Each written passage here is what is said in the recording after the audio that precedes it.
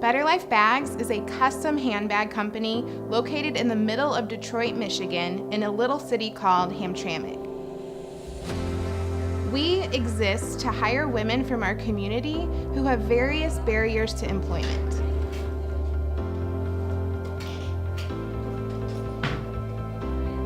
In 2009, I was pregnant with our first baby, and I decided to make myself my first diaper bag.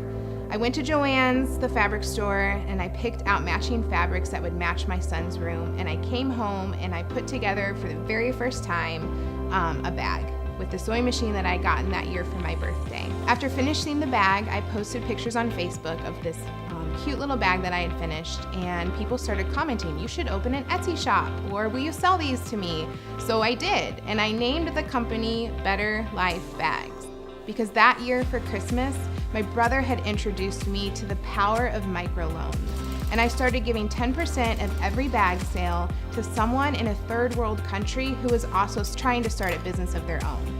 Most of the time I was helping them buy sheep for their farm, groceries for their grocery store, or an extra cow to help them produce more milk. Every bag that I shipped out also came with a picture of the person that microloan was going to help, along with a description of what they were going to use the money for.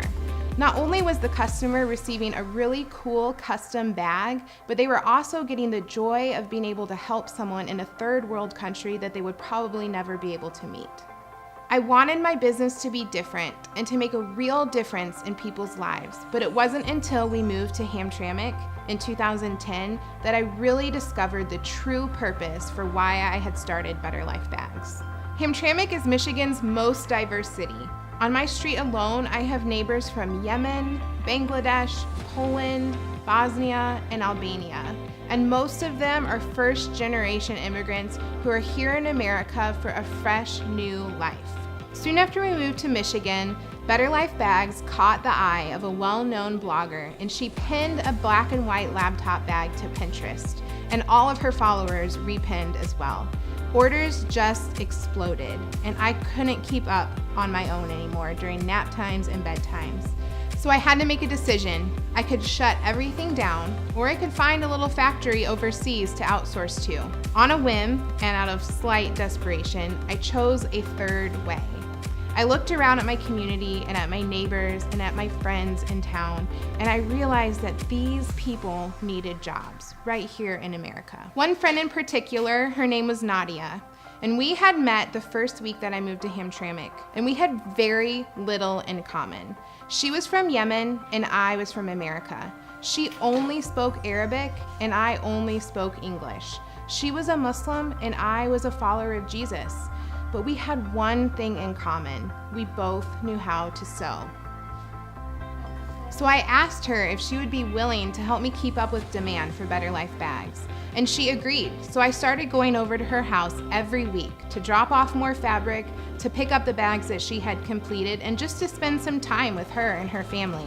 About 6 months into doing this, I come with a new batch of bags, and she meets me at the door and she says, "I need to show you something." She takes me up to their second story to their kids' rooms, and she shows me that she had bought for the very first time a set of bunk beds for her girls to sleep on. Previously to now, they had just been sleeping on mattresses on the floor. I looked at her and I said, "You bought these bunk beds with the money that we had given you to make bags?" And she said, "Yes." And it was at that moment that I realized the power that this company could have in making lives better for women right here in my community. We now have hired over a dozen women just like Nadia. Good, hardworking, talented women who simply have a barrier to employment. Some of those barriers are cultural, like Nadia, who is unable to work outside her home. Other barriers are language or lack of education, but they all still need a way to provide for their families right here in America.